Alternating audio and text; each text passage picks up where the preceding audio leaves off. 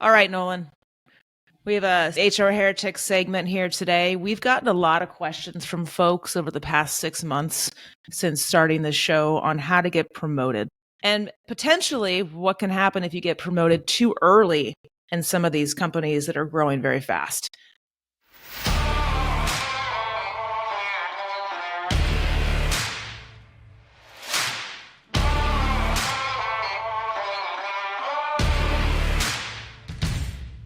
I think we have different takes on this. I'd love to hear yours and talk about this for a few minutes. Yeah. So the term we used to use earlier in my career all the time was promotion obsession. And it was this term from HR to basically like the entire company that was like, we have a problem because everyone wants to get promoted. And it's like, well, no shit, you have a problem because the only way we're giving out comp increases is if you get promoted. And so people become promotion obsessed when that is the way that they get paid more, or that's the way that they get more responsibility, or that's the way that they get more decision-making power. And so I think just with the way that we structure companies today, generally in hierarchies, people want to get promoted. So I'll just answer the question first, and then we can get into the other topics. In general, if you're earlier in your career, right, getting a foot in the door is the hardest thing. So once you get the foot in the door, the next thing is make all of your manager and your manager's problems go away, and just make them go away and be available whenever they call, text, or ping you.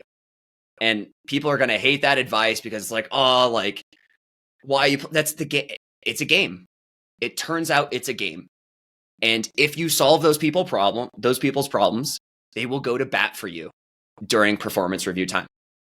And that's what I found in my career, early in my career. That's the way that I ascended really fast early on. And then later on, it comes down to, do you have great relationships and are you doing a phenomenal job in your role?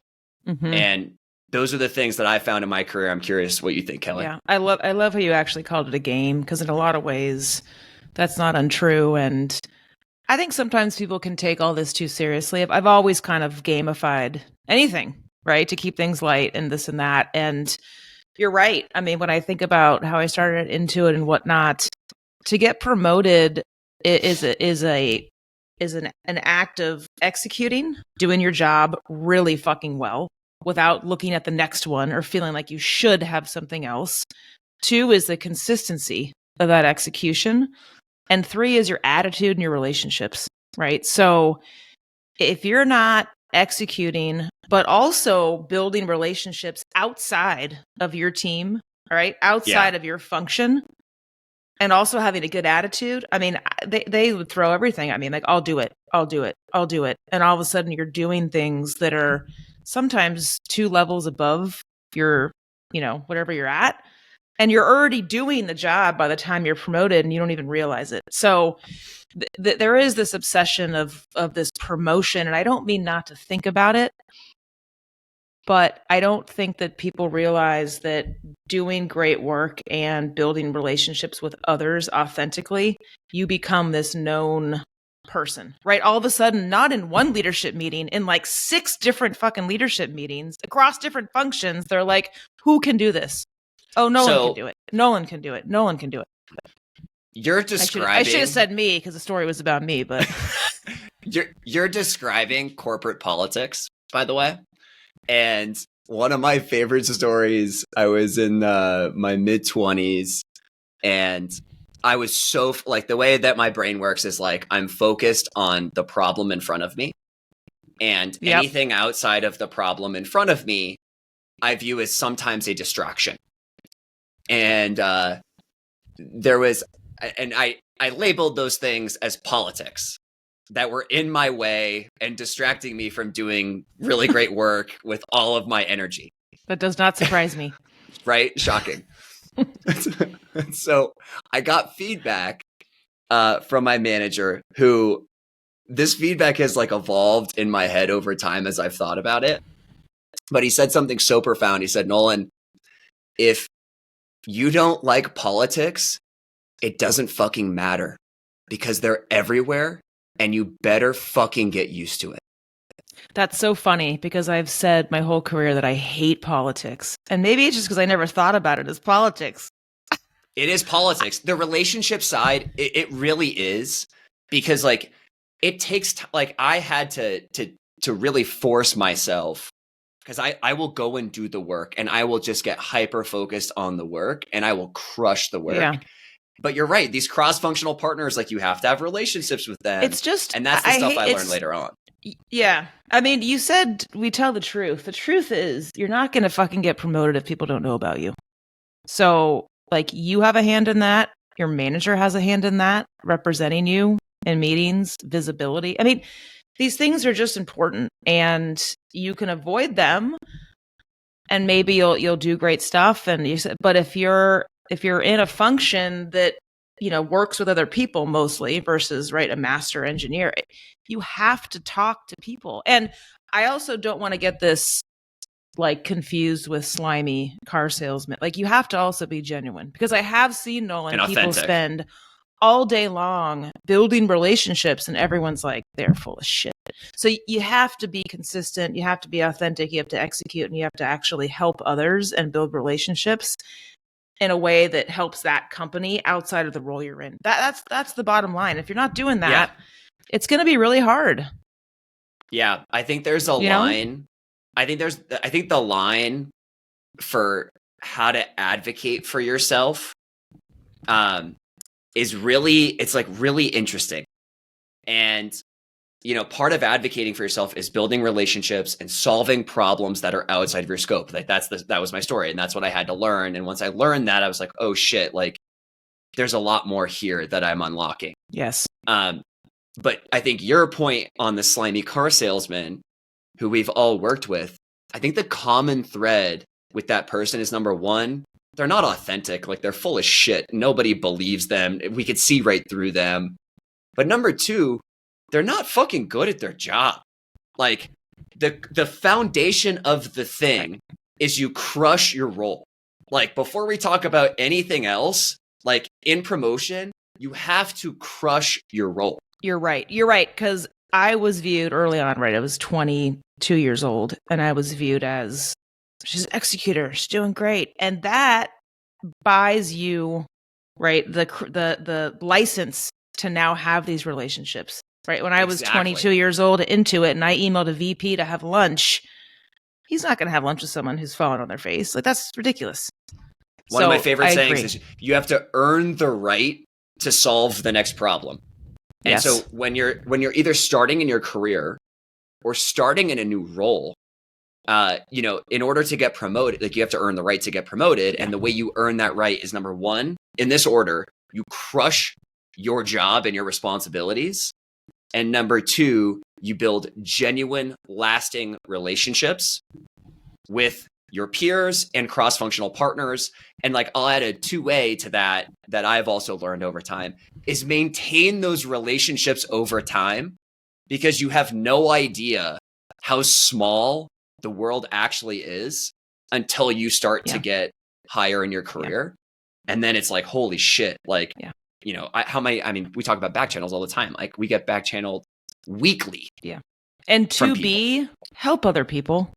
Like, don't be a taker, I believe, is a skill set, not one that is disgenuine or political necessarily, but it's really important. And I'm amazed at how many people do not know how to do it. It is nuanced. I kind of call it the sixth sense skill set. And it's like a right time, right place, right tone, right message kind of thing. And it's really important. And it's fun. When you get good at it, it's actually really fun that you increase your sense of community and whatnot, the organization. Hey, everyone. We'll be right back in a moment after a word from our sponsors. There's a world where your CRM is powerful, easily configured, and deeply intuitive. Attio makes that a reality. Attio is a radically new CRM built specifically for the new era of companies. It's flexible, easily configures to your unique data structures, works for any go-to-market motion from self-serve to sales-led. Attio automatically enriches your contacts, syncs your emails and calendar, lets you create powerful reports, and quickly build Zapier-style automations. The next era of companies deserves more than a one-size-fits-all CRM with an outdated UX. Join OpenAI, Replicate, 11 Labs, and more. Try Attio instantly at attio.com. That's ATTIO.com, and tell them Nolan and Kelly from HR Heretics sent you. To pivot really quick, because I know we're almost out of time, I do want to get your take, Nolan, on the potential double-edged sword of rising too fast in some of these early stage, high growth companies in venture. I think it's made up. I think the common that's what HR says in calibration, or that's what they say in when you're interviewing candidates, and it's like, well, we can't put them in a level 6 versus a level 5 because if they come in as a 6 and they don't succeed, we might have to fire them. The they is you, by the way. You were a fucking HR. It's you. Trust me, I have reflected on things I've said in the past, and I hate myself. So this is one of those things I've reflected on that I think is total bullshit, which is like, look, if we have data on someone and they are crushing it, and there is a job, like there is a business need or a next job, and we need someone to do it, who better than the fucking person that we have data on to put them in that role? And this whole like, oh my God, what if they don't make it? It's like, that's the case for everyone. Like if they don't make it, then we talk to them about it. We give them feedback on it. We give them an opportunity. And then if they're still not making it, then we part ways. But like with high performers, that's almost never the case. Like I have yet to see outside of people management, which is what we have talked about in a previous segment. People management is the one that I agree with you on. Is if we're moving from IC to people management, that's where I delineate. But I think that's this whole the one I'm talking about, right? And I'm talking about this talent that is they're very smart, they're very ambitious, they move very fast, they execute like hell, because that's what you need to be in venture, especially in like Series A, Series B companies that are growing. And all of a sudden, I walk into a company, it's 318 people, and I've got like 25 fucking VPs sitting there, and what the hell's happened here over the past few years? And then we're 700 people, and now I've got 25 VPs, and half of them are way over their skis. You know what I mean? Yeah. That is the difference. And not to say it's okay or whatnot, but I believe these companies have to be prepared to now have conversations, which I've had probably 50 times over the past 14 years, that we're going to have to hire over or figure something out, and helping those folks understand that it's not necessarily a bad thing. So that's okay. So you're right. The thing you're talking about though is a business scaling faster than a person. That's what I think you're talking about. Yes. And so my framework for that, I learned from Andreessen Horowitz and their recruiting team, which is you hire for the next 12 to 18 months. And then if that person crushes it, awesome. Now we give them the first right of refusal to go solve the next problems for the next 12 to 18 months. And if they don't, then we hire above them. But I don't think that's a promotion issue. I think that's a company scaling into new problems issue. Okay. Fair enough. I am just imploring that companies think about this, because a lot of companies don't think about it that way. This is back to clarity of identity, right? I haven't met one company that's done that with people, and all of a sudden they're promoting people from ICs to VPs within like 2 years without those expectations, right? And that promotion too fast can cause some of these very hairy situations that might slow down the business. You're bringing up very good examples, and I want to just completely validate that these examples are right. I'm talking about like the L6 to L7 bullshit that I used to hear in calibration all the time. So you bring up a good point on early employee, and Tony from DoorDash had this line too, which is companies scale exponentially, people scale linearly. That line, like, still to this day pisses me off. Like, Tony, I love you. Like, I think that's generally true. But like, talk about a way to fire up like your top performers of like, we're going to prove you wrong.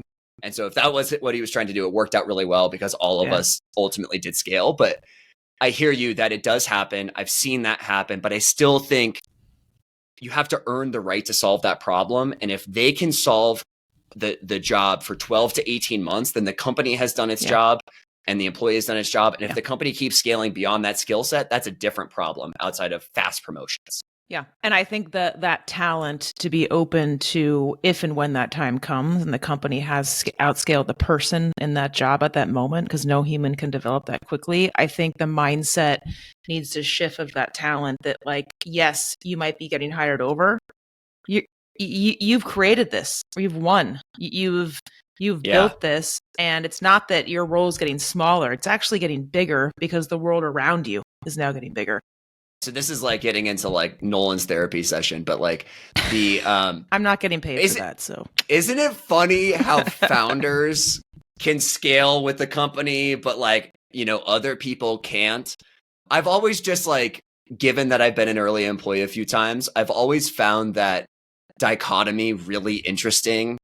But they can't. That's the dirty secret is when a founder's not doing well and a company's 2,000 people, everyone fucking knows. But Kelly, there's many examples of, I mean, Jeff Bezos, Tony I said Hsu. When they're not doing well. But these are founders who went from zero to multiple billion. So it does happen. And again, I think my point with on this, leaders too underneath. That's my point. That's exactly my point.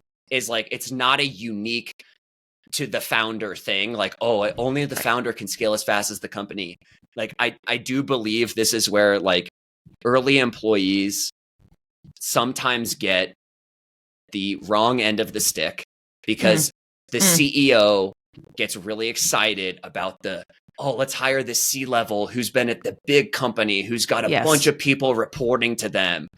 And be careful what you wish for. And don't forget who got you to where you are today. Because big company Bob, who comes in, doesn't always hit grand slams. Or Barbara. Yeah. So anyways. Point well taken. 100%.